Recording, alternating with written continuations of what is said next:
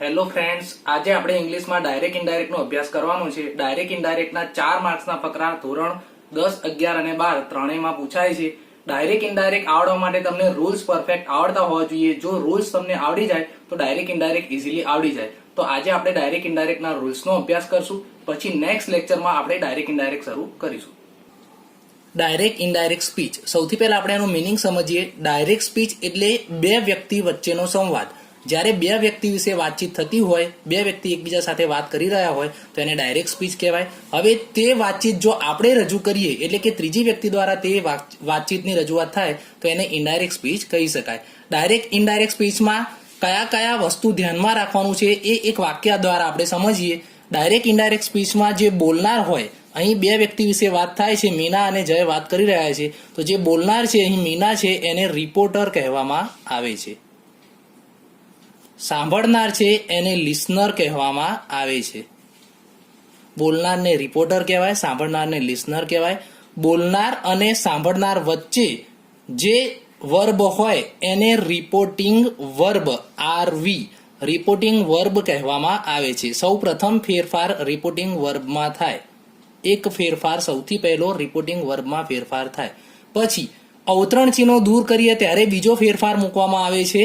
તેને આપણે સંયોજક કહીએ છીએ. જે અલગ અલગ વાક્યમાં અલગ અલગ સંયોજક વપરાય એ આપણે હમણાં અભ્યાસ કરીશું. પણ ટોટલ 5 પ્રકારના ડાયરેક્ટ ઇનડાયરેક્ટમાં ફેરફાર હોય એ ખાસ તમારે ધ્યાન રાખવાનું છે. સૌથી પહેલા રિપોર્ટિંગ વર્બ બદલાય, પછી સંયોજક યોગ્ય મૂકવામાં આવે છે, પછી સર્વનામમાં ફેરફાર થાય. કેવા ફેરફાર થાય તેનો અભ્યાસ આપણે હમણાં કરીશું. પણ સર્વનામમાં ફેરફાર થાય એટલે ત્રીજો ફેરફાર સર્વનામમાં ફેરફાર. અહીં આઈ એ સર્વનામ છે એમાં ફેરફાર થાય. ચોથો ફેરફાર કાળમાં ફેરફાર થાય. ચોથો ફેરફાર કાળમાં ફેરફાર થાય એટલે કે અલગ અલગ કાળમાં અલગ અલગ ચેન્જીસ આવે એ હમણાં અભ્યાસ આપણે કરીશું. અને પાંચમો ફેરફાર એ અન્ય ફેરફાર થાય જેના કેટલાક રૂલ્સ છે જે આપણે તૈયાર કરવાના છે. બોલનારે બોલેલી સ્પીચને રિપોર્ટેડ સ્પીચ કહેવામાં આવે છે. બોલનારે બોલેલી સ્પીચને રિપોર્ટેડ સ્પીચ કહેવામાં આવે છે. તો વિદ્યાર્થી મિત્રો, ડાયરેક્ટ ઇનડાયરેક્ટમાં મુખ્યત્વે 5 પ્રકારના ફેરફાર હોય એ ક્રમમાં આપણે યાદ રાખવાના છે. રિપોર્ટિંગ વર્બ, સંયોજક, સર્વનામમાં ફેરફાર, કાળમાં ફેરફાર અને અન્ય ફેરફાર. અને ડાયરેક્ટ ઇનડાયરેક્ટમાં ટોટલ 5 પ્રકારના વાક્યો આવે છે. હવે આપણે તેનો અભ્યાસ કરીશું. સૌ પ્રથમ તમારે એ ધ્યાન રાખવાનું છે કે ડાયરેક્ટ ઇનડાયરેક્ટમાં ટોટલ 5 પ્રકારના વાક્યો હોય. એક વાક્ય છે વિધાન વાક્ય, જે આપણે હકાર વાક્ય કહીએ છીએ એ પ્રકારના. બીજા પ્રશ્નાર્થ વાક્ય. પ્રશ્નાર્થ વાક્ય તમને ઓળખતા ઇઝીલી આવડે કે પાછળ પ્રશ્નાર્થ ચિહ્ન આપેલું હોય. ત્રીજા ઉદ્ગાર વાક્ય, એ પણ તમે સહેલાઈથી ઓળખી શકો કારણ કે પાછળ ઉદ્ગાર ચિહ્ન આપેલું હોય. ઉદ્ગાર વાક્યમાં ધ્યાન રાખવાનું છે કે સાંભળનારનું ટુ રાખવાનું હોય. જ્યારે આપણે એનું ઇનડાયરેક્ટ સ્પીચ કરીએ ત્યારે સાંભળનારનું ટુ રાખવાનું હોય. અને વિધાન વાક્ય પ્રશ્નાર્થ વાક્યમાં પણ બનાવવું પડે અને ઉદ્ગાર વાક્યમાં પણ સાદા વાક્યો બનાવવા પડે. એ આપણે કરીશું ત્યારે ખબર પડશે, પરંતુ અત્યારે તમારે નિયમ ધ્યાન રાખવાના છે. આજ્ઞાર્થ વાક્ય.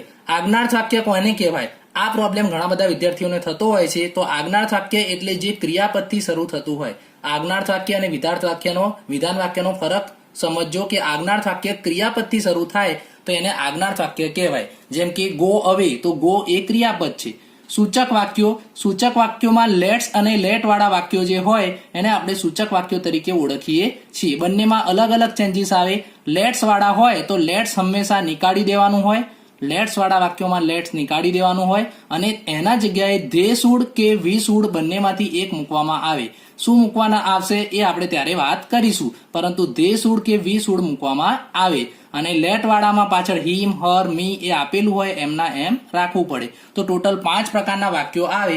હવે એ 5 પ્રકારના વાક્યોમાં રિપોર્ટિંગ વર્બ અને સંયોજક આપણે પહેલા જોઈ લઈએ. 5 પ્રકારના વાક્યોમાં 3 વસ્તુનો અભ્યાસ કરીએ આપણે. વાક્યનો પ્રકાર, રિપોર્ટિંગ વર્બ અને સંયોજક. તો વિધાન વાક્યમાં રિપોર્ટિંગ વર્બ ટોલ્ડ મૂકવામાં આવે છે. અને જો ફકરામાં હોય, ફકરામાં ઉપર પ્રશ્નાર્થ વાક્ય હોય અને એનો જવાબ નીચે આપવામાં આવતો હોય એવું વિધાન વાક્ય હોય તો ટોલ્ડના જગ્યાએ આપણે રિપ્લાઇડ રિપોર્ટિંગ વર્બ મૂકીએ છીએ. જ્યારે સંયોજક વિધાન વાક્યમાં ધેટ મૂકવામાં આવે છે. પ્રશ્નાર્થ વાક્યમાં રિપોર્ટિંગ વર્બ આસ્કડ મૂકવામાં આવે છે. પ્રશ્નાર્થ વાક્ય 2 પ્રકારના હોય. WH વગરના અને WH વાળા, એટલે કે વોટ, વેન, વેર એવા WH વાળા હોય તો એમાં સંયોજક પોતે આવે અને WH વગરના હોય તો એમાં સંયોજક ઇફ આવે. ઉદ્ગાર વાક્યમાં એક્સક્લેમ્ડ લખવામાં આવે છે અને પછી ભાવ પ્રમાણે વિથ, જેમ કે વખાણનો ભાવ હોય તો પ્રેઇઝ, ખુશીનો ભાવ હોય તો જોય, દુઃખનો ભાવ હોય તો સોરો, અને કોઈ ભાવ ના દેખાય તો એકલું એક્સક્લેમ્ડ પણ લખી શકાય. એમાં પણ સંયોજક ધેટ આવે છે. ધેટ 3 વાક્યોમાં આવે છે, ધ્યાન રાખજો. વિધાન વાક્યમાં ધેટ, ઉદ્ગાર વાક્યમાં પણ ધેટ આવે છે.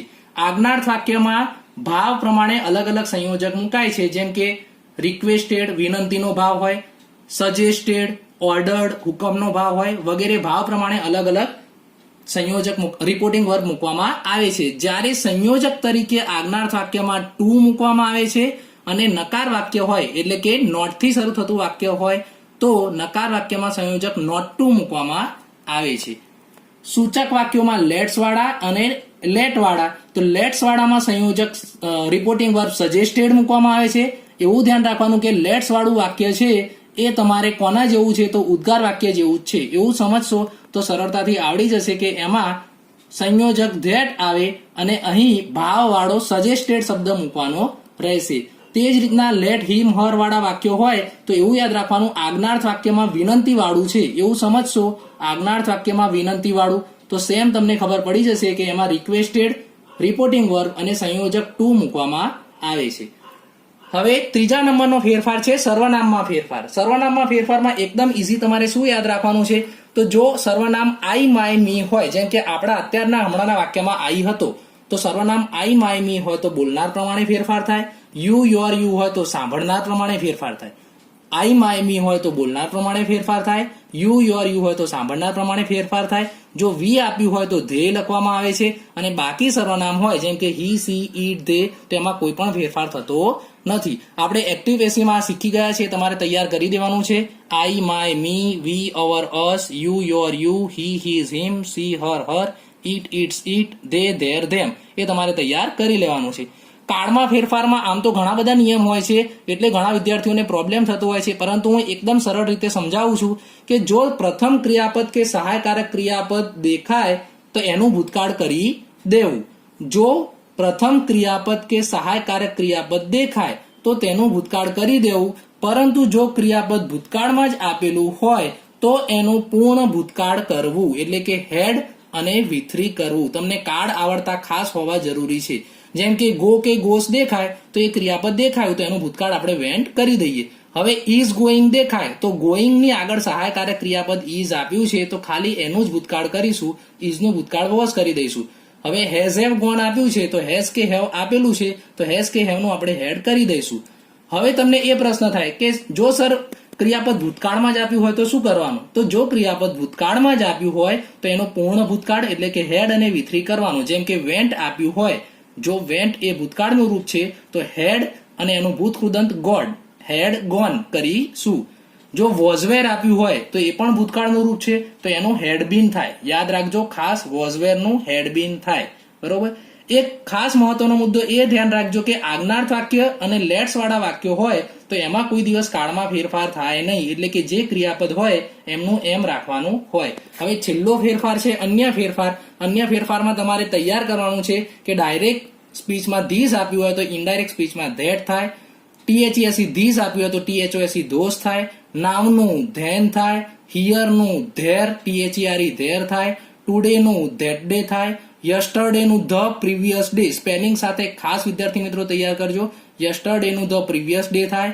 લાસ્ટ વાળા બધાનું પણ ધ પ્રીવિયસ, જેમ કે લાસ્ટ મંથ તો ધ પ્રીવિયસ મંથ. ટુમોરો આપ્યું હોય, જો ટુમોરો આપ્યું હોય તો ધ ફોલોઈંગ ડે થાય.